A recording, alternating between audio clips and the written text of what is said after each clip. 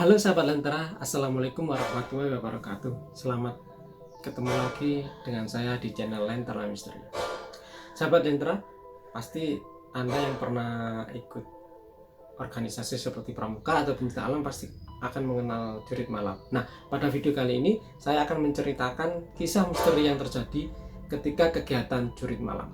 Namun sebelum saya lanjut ke cerita berikutnya, jangan lupa untuk klik like, share, and subscribe channel ini.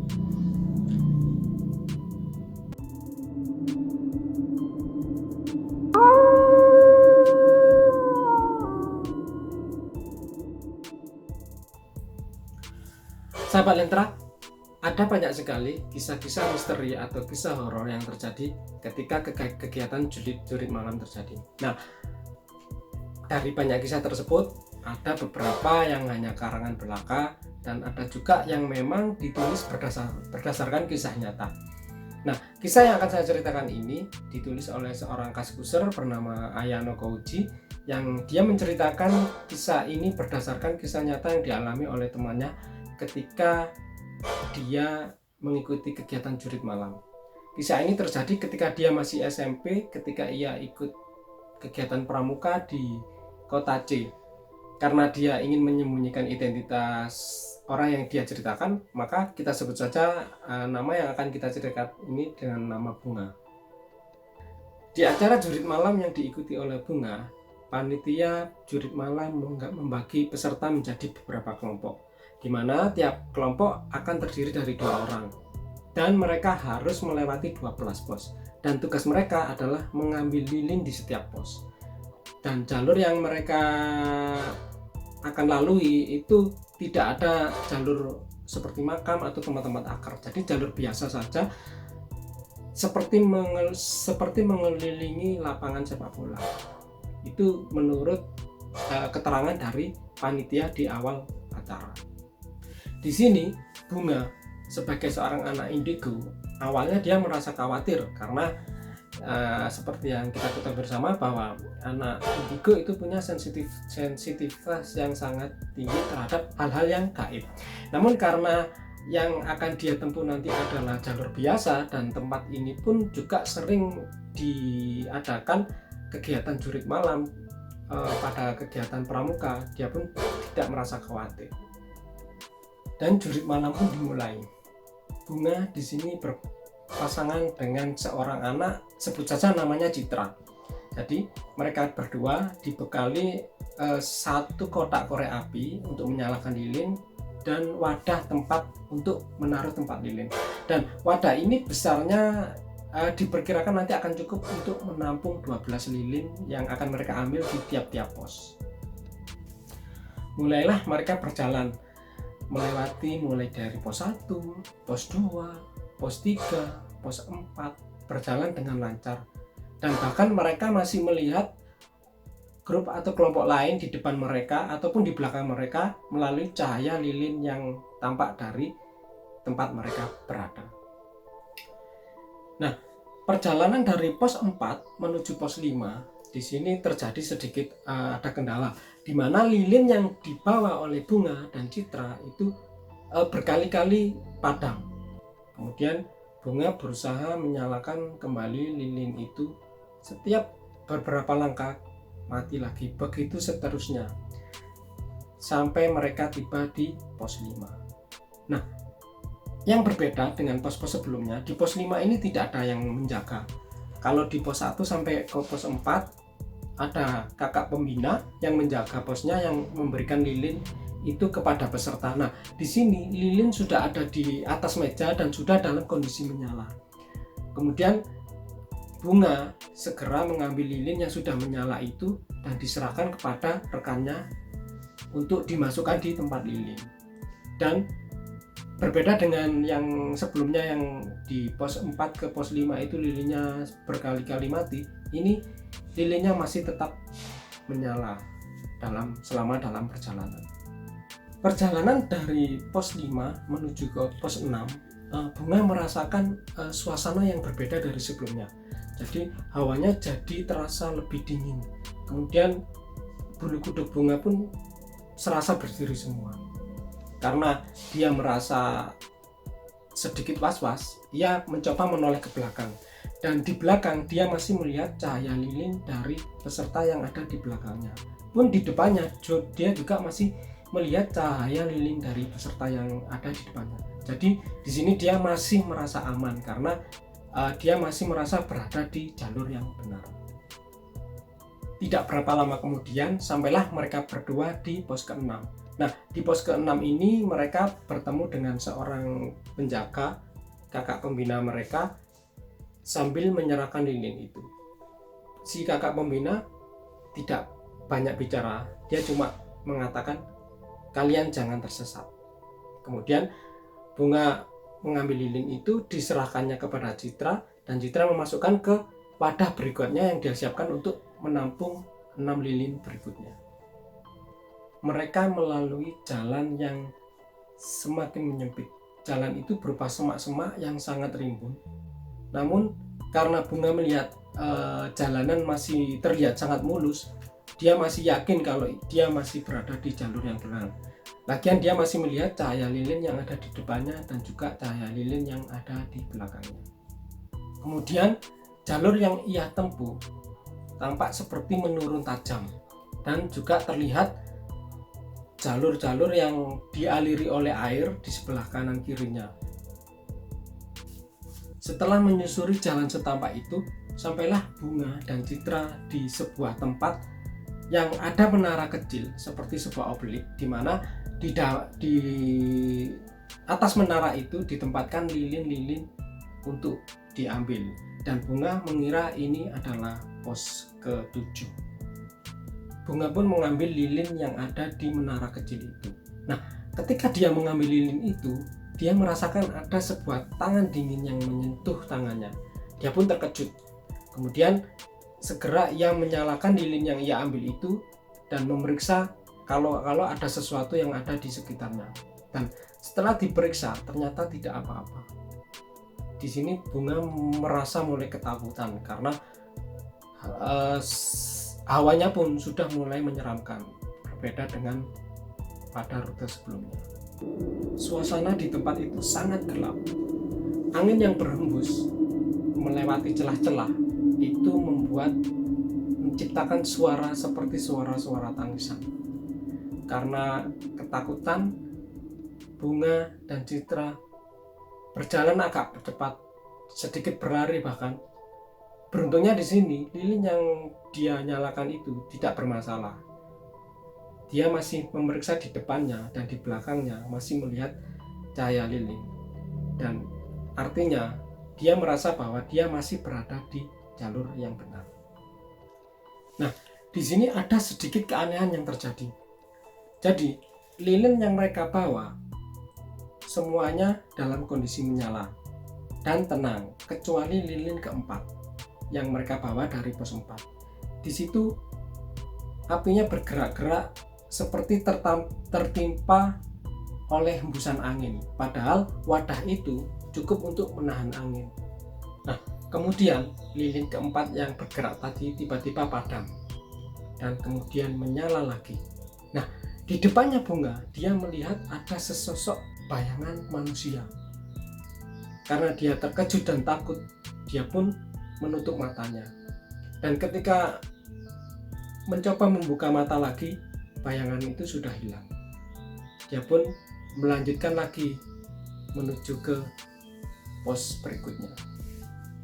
Mereka pun melanjutkan ke rute selanjutnya. Nah, di sini jalanan mulai menanjak dan Bunga merasa lega karena mereka sudah sebentar lagi sudah akan keluar dari celah yang sempit itu. Nah, setelah dia melewati jalanan menanjak, sampailah dia di sebuah jalan di mana kanan dan kirinya itu adalah pepohonan yang sangat lebat. Mereka pun berjalan menyusuri jalur yang sangat rapat dengan pepohonan itu. Nah, di perjalanan itu, di sudut mata kiri dan kanan Bunga, dia melihat ada sesuatu yang bergerak.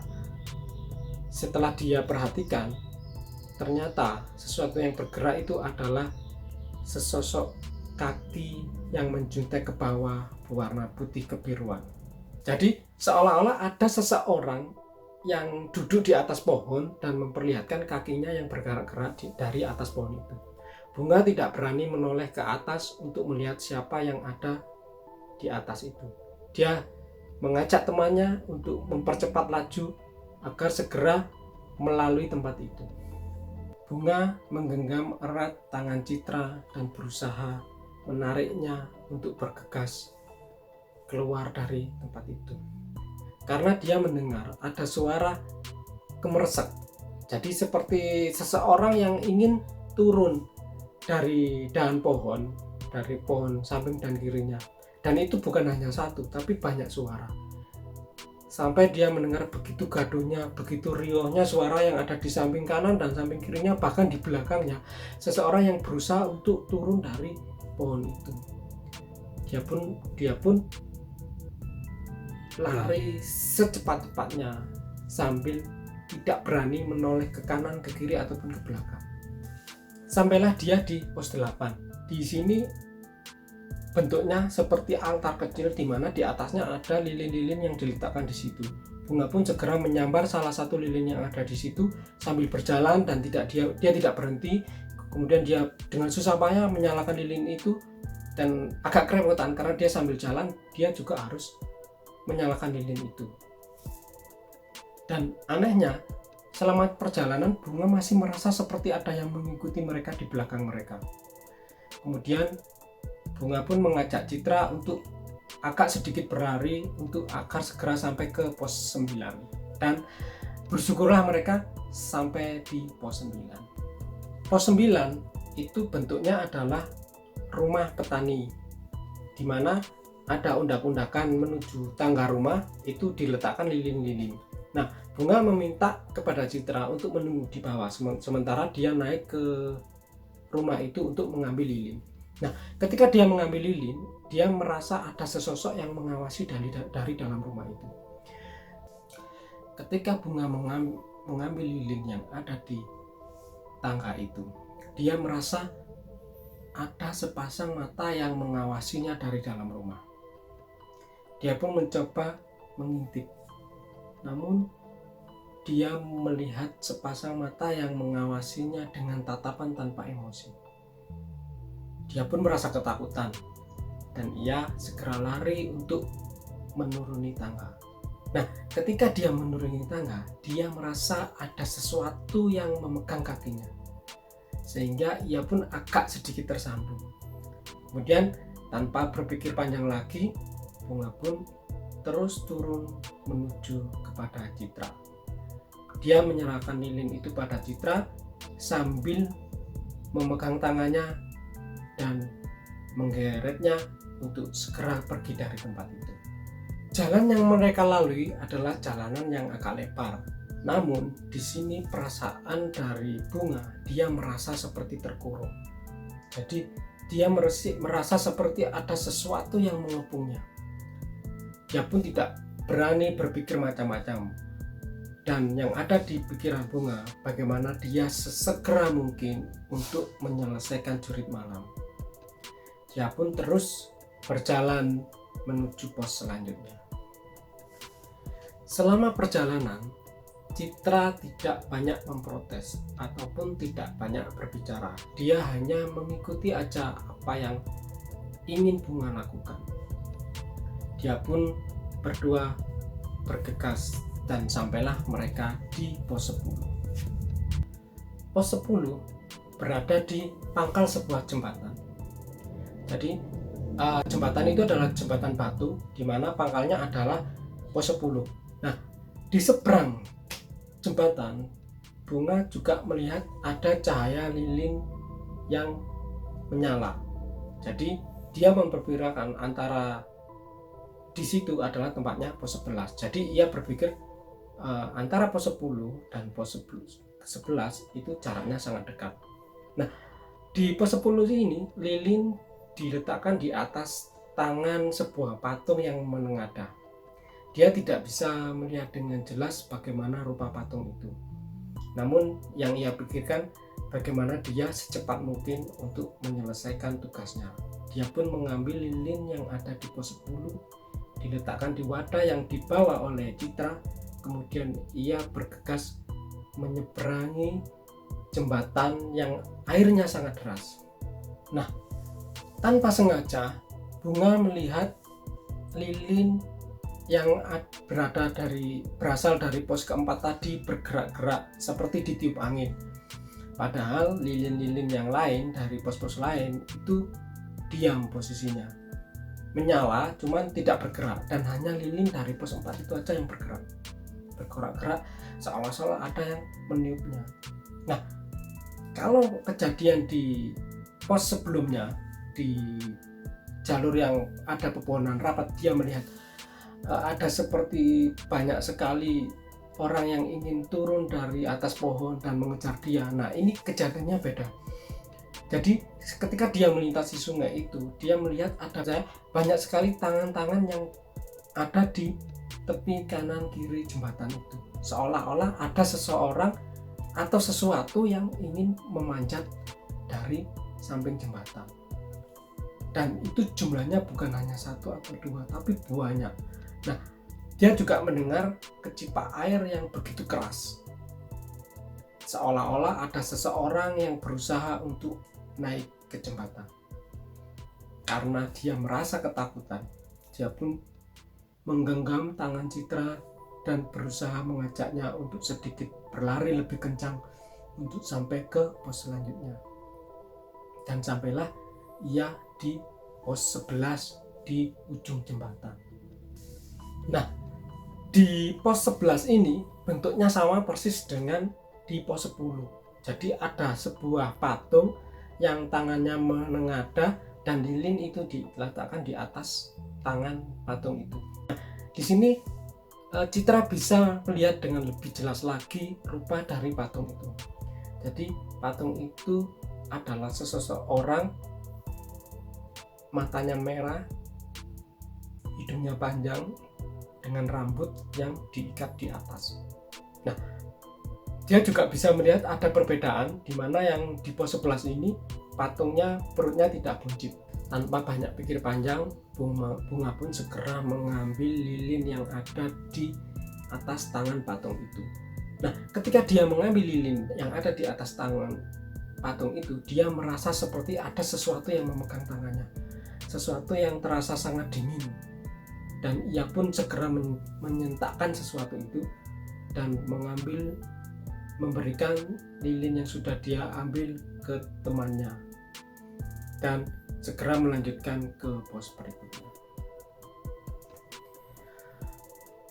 Bunga merasa sangat kecapean, namun rasa takutnya itu lebih dominan sehingga rasa kecapean sudah tidak bisa dia rasakan lagi.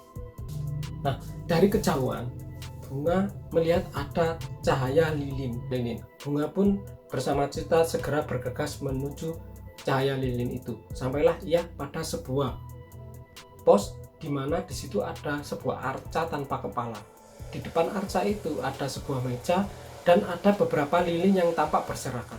Nah, yang aneh di sini Bunga melihat ada satu wadah tempat lilin yang sama persis dengan wadah yang dibawa oleh temannya, di mana ada sekumpulan lilin yang ada di dalamnya, namun ada satu lilin yang mati, dan bentuk lilin yang mati itu sama persis dengan lilin yang dia bawa dari pos 4. Nah, ketika dia mencoba melirik tempat lilin yang dia bawa, kondisinya ternyata sama.